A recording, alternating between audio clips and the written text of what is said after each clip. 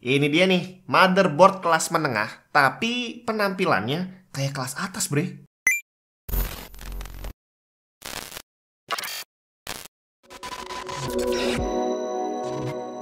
Buat yang Windowsnya masih bajakan, ganti original, bre. Malulah. Beli aja di cdksales.com. Biar cepet, klik link di deskripsi, ikuti petunjuk pembeliannya, masukin kode vouchernya untuk dapetin diskon tambahan.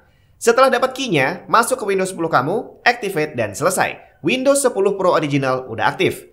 CDK Sales juga menyediakan original key untuk berbagai macam game dan software. Nggak cuma PC game, tapi konsol juga ada loh. Termasuk software pendukung pekerjaan seperti Office. Komplit lah pokoknya. Nggak usah lama-lama, klik link lengkap yang ada di deskripsi. Halo semua, Jun di mana? Ini adalah motherboard Asus ROG Strix B660F Gaming Wi-Fi. Ini udah bisa ditebak adalah motherboard yang support Intel Gen 12 tapi dari kelas menengah. Jadi buat kamu yang merasa sayang banget buang duit untuk beli Z690 gitu ya, ternyata sekarang B660 itu udah bisa jadi pilihan yang sangat solid. Semua fitur yang tertanam di motherboard ini spesifik motherboard ini ya, karena beda chipset, beda merek itu bisa beda spesifikasinya. Nah, tapi yang satu ini, speknya bisa dibilang hampir sama persis dengan chipset Z690. Perbedaan minornya nggak akan membuat kamu mendapatkan experience yang terlalu jauh bedanya dengan Z690 kalau cuma dipakai harian aja. Bahkan selama ini yang kita kenal dari chipset Z itu adalah kemampuan dia untuk mengoverclock prosesor, sedangkan chipset B ini bisa dibilang nggak bisa melakukan overclock. Tapi ternyata sebentar lagi hal itu bakal berubah karena fitur overclock kemungkinan bakal dimasukin ke chipset B660. Jadi sepertinya abis ini gap antara chipset B dan Z bakal semakin kecil. Secara fisik motherboard ini terlihat elegan, heatsink yang terpasang di sini terlihat kokoh dan kamu nggak perlu khawatir kalau mau pasang CPU kelas atas karena dijamin dia bisa menghandle dengan sangat baik. Tema dominannya adalah hitam dengan desain heatsinknya yang gahar membuat motherboard ini terlihat semakin gagah. Dan meskipun ditargetkan untuk kelas menengah, tapi fitur RGB tetap ada di motherboard ini. Di bagian belakang memang nggak ada backplate-nya, tapi hal ini tidak membuat tampilan dan performance-nya berkurang. ROG Strix B660F Gaming Wi-Fi ini udah menggunakan 16 plus 1 power stage dengan Pro Cool Power Connection untuk memastikan suplai daya yang baik untuk CPU. Thermal solution-nya juga udah canggih banget dengan integrated VRM heatsink dengan back panel cover. Motherboard ini punya 3 slot M.2 yang semuanya juga udah dikasih heatsink dan back panel. Dan ini adalah fitur yang wajib kamu perhatikan terutama buat yang pakai NVMe Gen 4 karena panasnya lumayan tinggi. Yang pasti motherboard ini support semua CPU LGA 1700 dari Celeron, Pentium Gold sampai Core i series. Dan RAM-nya sendiri adalah DDR5 dengan clock maksimum yang disupport adalah 6000 MHz. Dan RAM yang saya pasang di sini adalah T-Force Delta DDR5 yang dengan gampang langsung jalan di 6000 MHz cukup dengan mengaktifkan XMP aja. Buat kamu yang berencana memanfaatkan integrated graphics, motherboard ini ngasih satu port HDMI 2.1 dengan support resolusi maksimum 4K 60Hz dan DisplayPort 1.4 dengan support resolusi maksimum 8K 60Hz. Untuk expansion slot sendiri kita dikasih PCI Express utama yang udah Gen 5 dan jalan full speed kali 16. Jadi buat yang pengen dapat motherboard yang future proof, ini adalah salah satu solusi yang lumayan hemat. Udah pakai PCI Express 5 dan juga DDR5. Dan dari sini aja kita bisa lihat bahwa basic fiturnya aja hampir nggak ada bedanya dengan Z690. Yang menjadi salah satu pembeda adalah port SATA-nya, di mana di sini kita cuma dikasih 4. Karena biasanya untuk yang versi high-end itu kita dikasih 6 atau 8. Urusan audio juga nggak main-main. Dia menggunakan ROG Supreme FX 7.1 Surround Sound dengan kodek ALC4080 dan Savitech Amplifier dan juga DTS Sound Unbound dan juga Sonic Studio 3. Jadi soal kualitas audio nggak usah diragukan lagi. Kemudian untuk networking juga udah generasi terbaru pastinya dengan dual band Wi-Fi 6 yang udah include Bluetooth 5.2 dan juga LAN 2,5 Gbps. Dan mantepnya lagi, ROG Strix B660F Gaming Wi-Fi ini udah punya intelligent control dengan teknologi AI seperti Asus Exclusive AI Cooling, AI Networking, dan Two-Way AI Noise Cancellation. Dan fitur Two-Way AI Noise Cancellation-nya ini mantep banget bre. Suara yang dihasilkan bener-bener jernih tanpa gangguan noise dari luar. Kurang lebih suara yang dihasilkan seperti ini. Try switching the AI noise canceling function on and off to hear the difference for yourself. Two-way AI noise cancellation filters out unwanted background noise from both your microphone and incoming audio.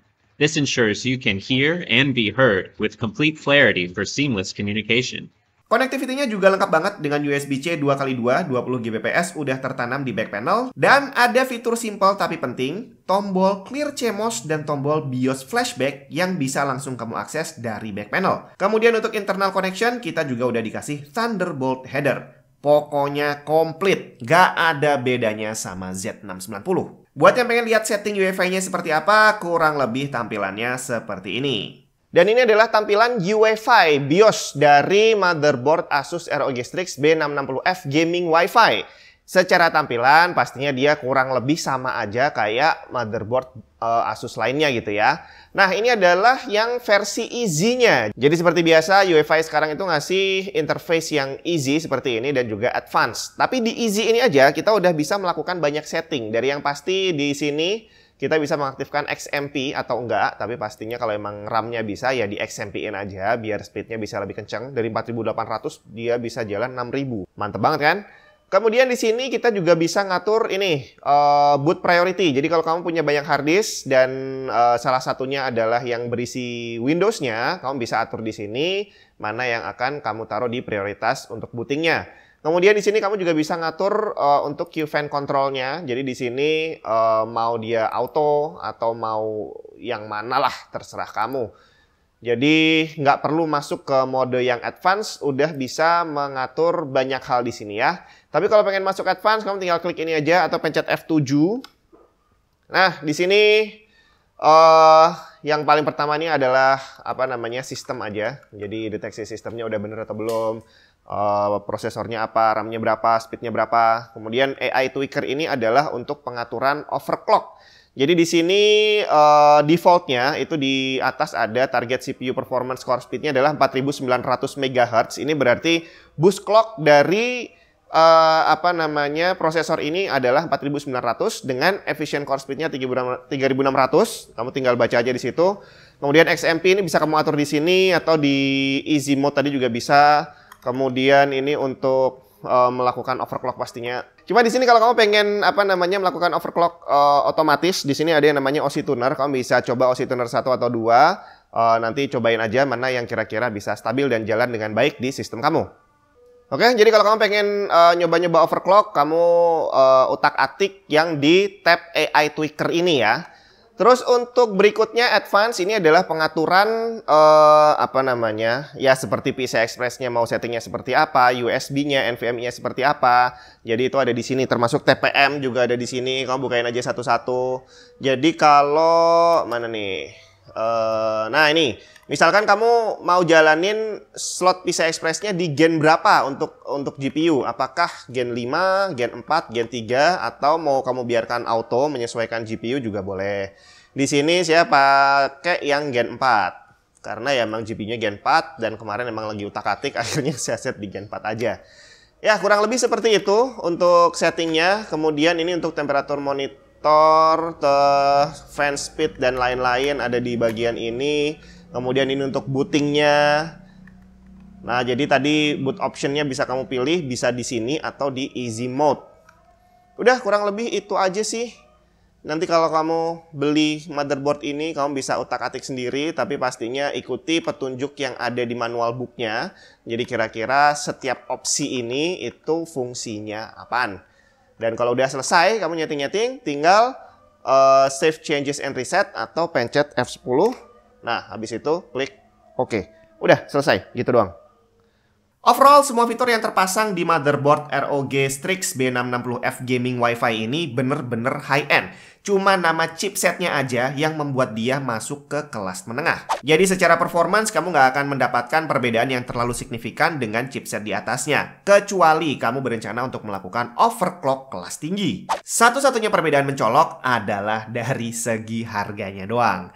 Dan buat kamu yang lagi pengen rakit PC baru gitu ya, sepertinya pilihan untuk merakit Intel Gen 12 dengan disandingkan sama chipset B660 ini adalah pilihan yang agak susah untuk ditolak. Karena secara harga, CPU-nya dibandingkan dengan generasi sebelumnya itu ya kurang lebih aja harganya. Mungkin motherboard-nya aja yang sedikit lebih mahal dan RAM-nya juga sedikit lebih mahal. Tapi dengan peningkatan performance yang jauh banget bedanya dibandingkan generasi 11, sepertinya opsi untuk merakit generasi terbaru ini benar-benar pilihan yang tepat. Agak mahal dikit, tapi worth it lah. Kita ketemu lagi di video selanjutnya.